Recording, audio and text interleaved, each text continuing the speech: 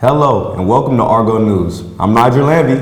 And I'm Taja Ng. A woman takes 73 cents for every dollar a man earns. It's a commonly cited statistic, but there's more to gender equality than just statistics. Our Argo News reporter, NC Net and I, has more.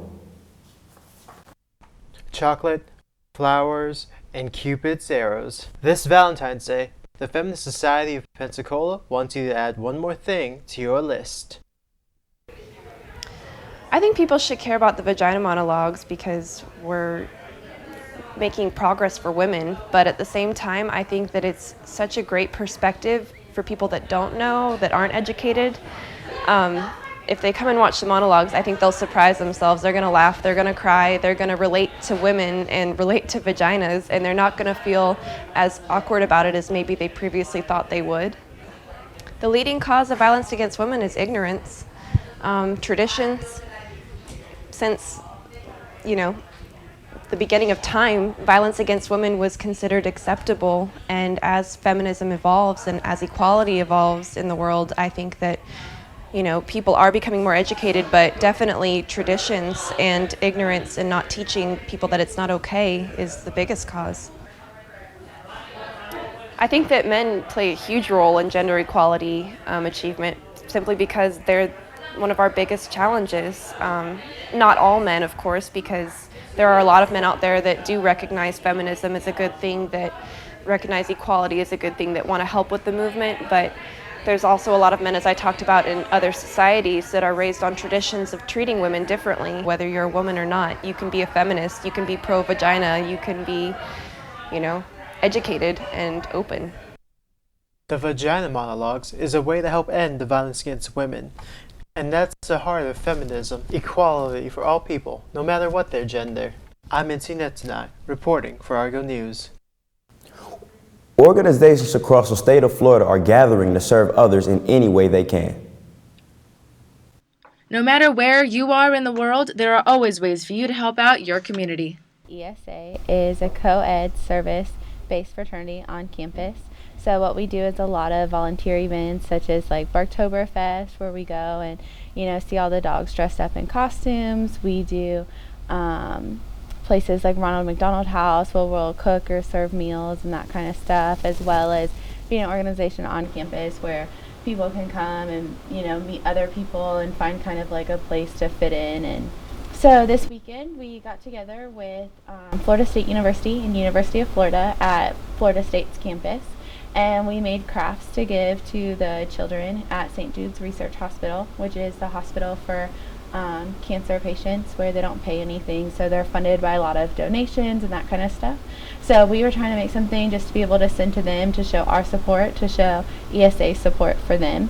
So we had people making masks for the children to play with or hang up cards, or we did a banner with all of our handprints, which was really cool because we got to do it in our school colors so they could see, support from all three of our organizations. ESA, to me, is definitely something that, the obvious, it does look good on a resume or an application or whatever to say you were a part of something like that, but I think it goes so much more in depth than just an application. You get to make connections, stereotypical, but that would honestly last a lifetime, and meet people you never thought you'd be friends with, and you get to go out in the community and actually do hands-on work and see what you're getting back out of it. And I think that goes so much more than anything you can put on a piece of paper or even just talk about, is to get the reward out of it that you're putting into it. ESA is just one of the few ways that you can get involved. For more information, visit www.epsilonsigmaalpha.org. I'm Karina DiGregorio for Argo News. Music education as well as music therapy is not easy or to find. Argo News reporter Allie Hartzone interviews one UWF alum who is looking to change that. Buying local supports the small business entrepreneur, but here at Blues Angels Music, it also supports to keep music in the lives who need it most. Well, what we do is we look for opportunities in the area to make donations to promote music education and music therapy for people from early life all the way through senior citizenship. Pretty well anyone who either has an interest in learning music but not the means, or people who may benefit benefit from music therapy, like it's good for post-traumatic stress disorder, or it's also been really helpful for people with developmental disabilities and that sort of thing, to kind of connect the brain and make things work better. We want people to be, we want kids to be better prepared to go into school and to learn music. We want adults to find a happy place, if you will, through music, just to help people find music and hopefully find themselves a little bit better. Yeah, they can come in and make a donation. They can mail in a check. We have a PayPal link on our website. There's lots of ways people can get involved. And what we do is the foundation is completely transparent in that all of the money that comes in goes back out into the community. The portion of my salary that's covered for the foundation is covered by Blues Angel Music, not the foundation. So no administrative fees or anything come out of donations that come into the foundation. I'm Allie Hartung reporting for Argo News.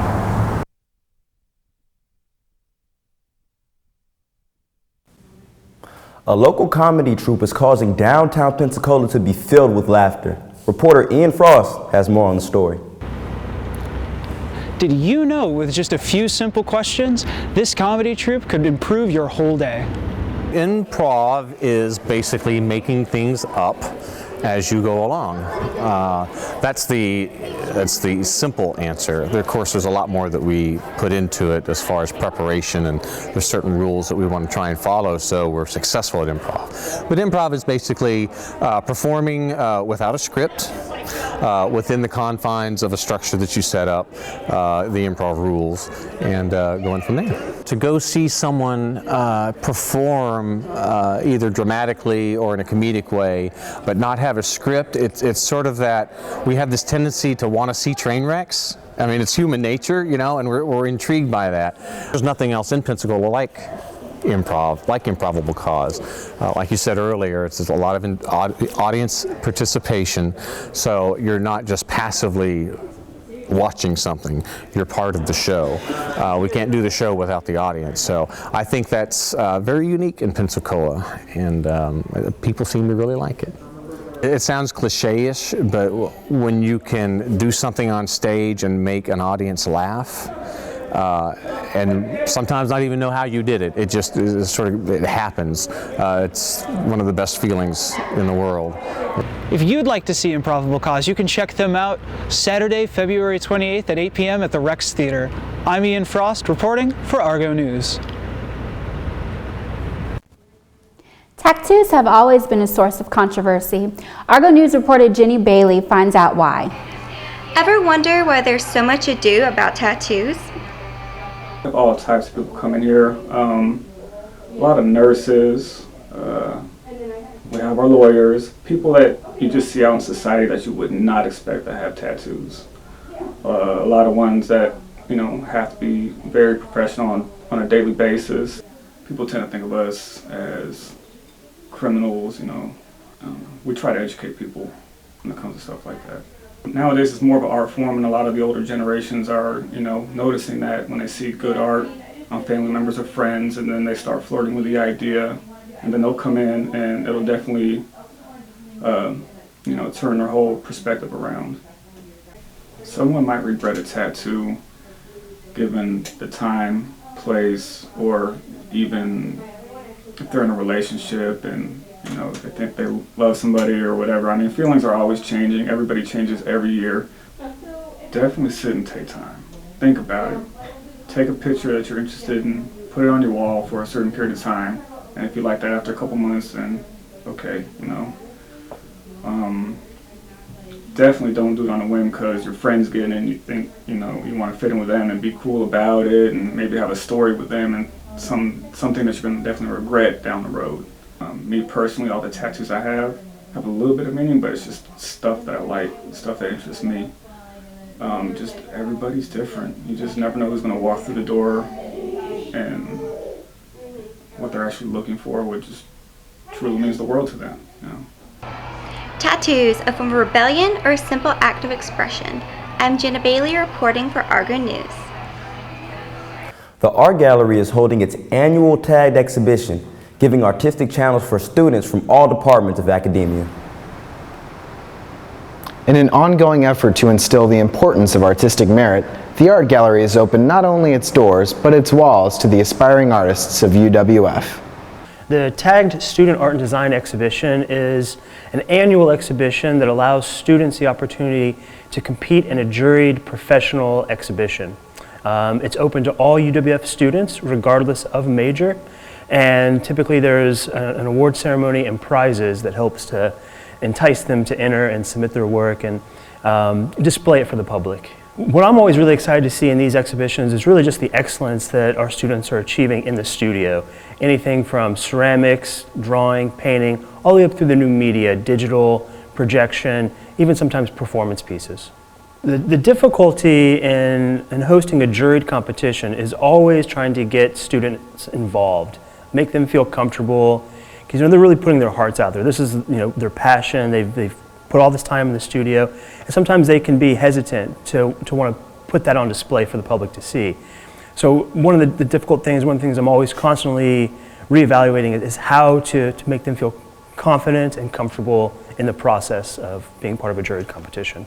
The students that submit from English or the sciences, they always have a slightly different take on the creative pursuits, and that's usually very refreshing to see. It's always nice to see creativity in other disciplines, and how is that communicated, really.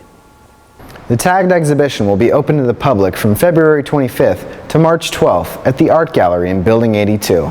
I'm Robert Brown, reporting for Argo News. The university uses resident assistants to help students with the day-to-day activities here on campus.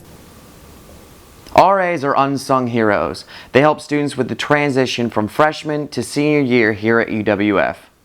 You're kind of put into an apartment-style living, so it's not as though we're talking to them every day, but we do talk to them by inviting them to special programs that relate to things that they want to do. Like last week you had a study abroad program, so we kind of advertised for that, and then we had people come down from their apartments and we would talk to them about studying abroad. So every week we have some sort of program. Another way is just through email or knock and talk. So what we'll do is just go room by room, ask how they're doing, typically give them like a treat of some sort, like cookies, something they'll like, just to make sure that they know that we're here for them.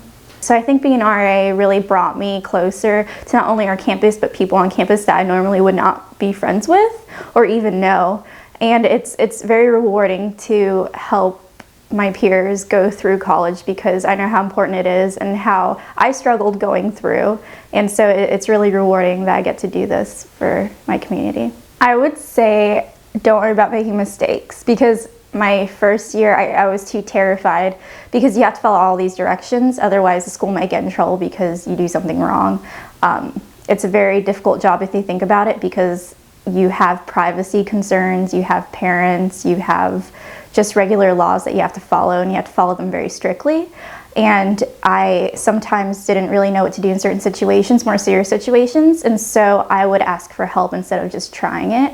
But I think sometimes you know more than you think, so I wish I would have taken more control of the situation rather than relied on my coworkers to kind of figure it out for me. To find out more about being an RA, go to the UWF Housing website. I am Ben White, reporting for Argo News.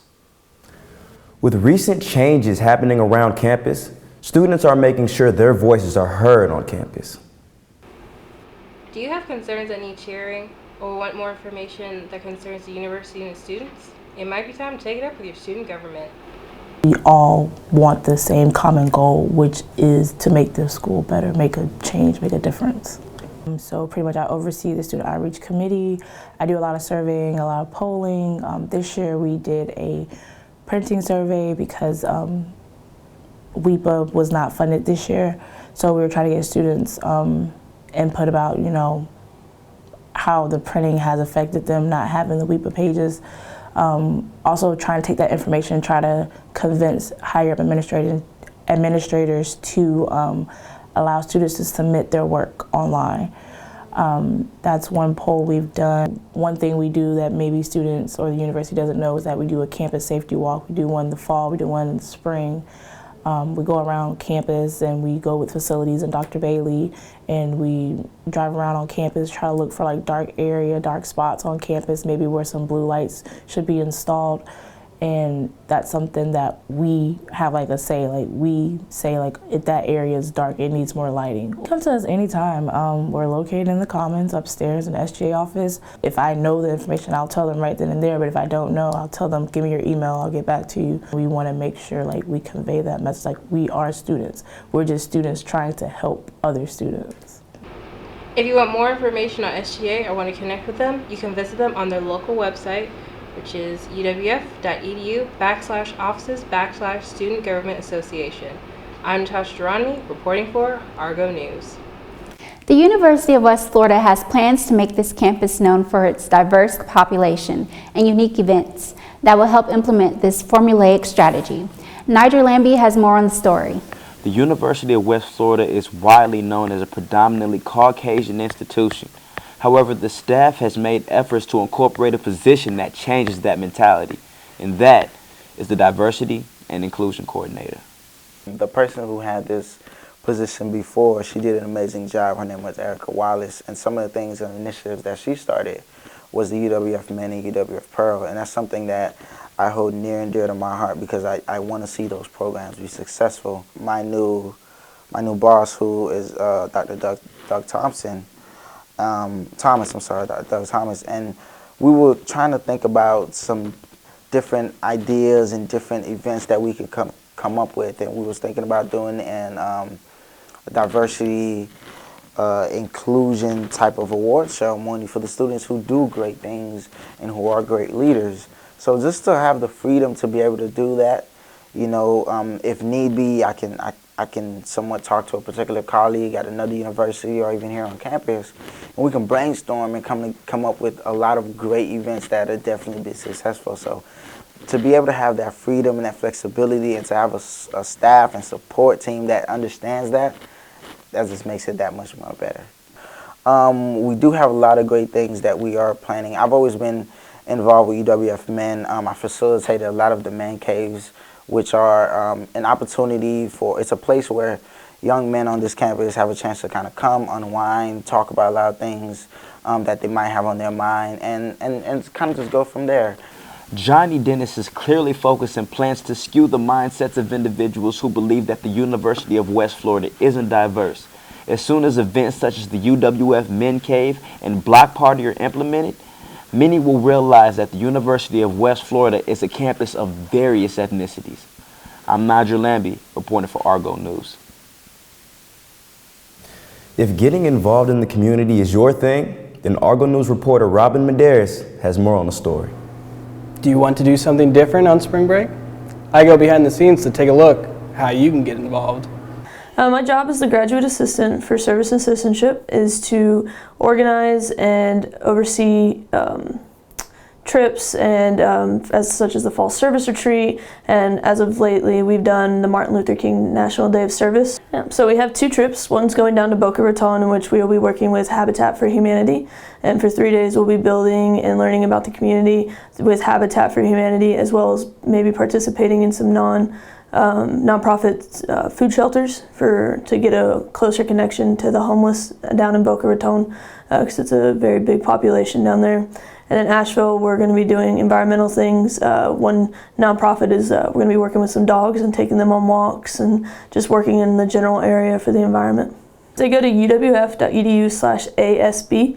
It'll show all the information as to where we're going and the requirements for each to participate in the event.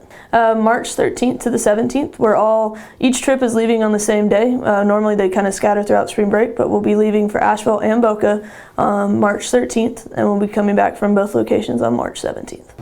To learn more about the alternative spring break, check out the Service and Citizenship page on the UWF website. I'm Robin Medeiros, reporting for Argo News. Yoga practice can provide many benefits to the everyday person.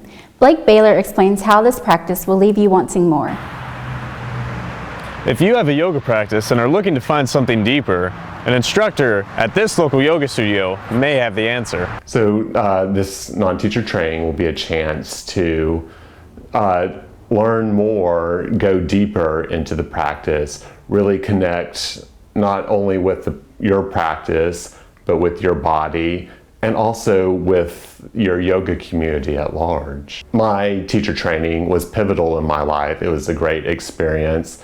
And so I wanted to offer this option for others, that option to deepen the practice, to really connect. One of the greatest things that I learned or I got out of my teacher training was connecting with my other fellow trainees. And so I wanted to be able to bring that and just offering that to the community. And from the response that I've been getting, it's something that has been desired. We start with first weekend of March. It'll be a Friday night, Saturday and Sunday, the entire day. And then we'll do one weekend in April and one week in May, concluding in a fire ceremony. We'll be doing the training here at URU Yoga and Beyond, the one on Tippin.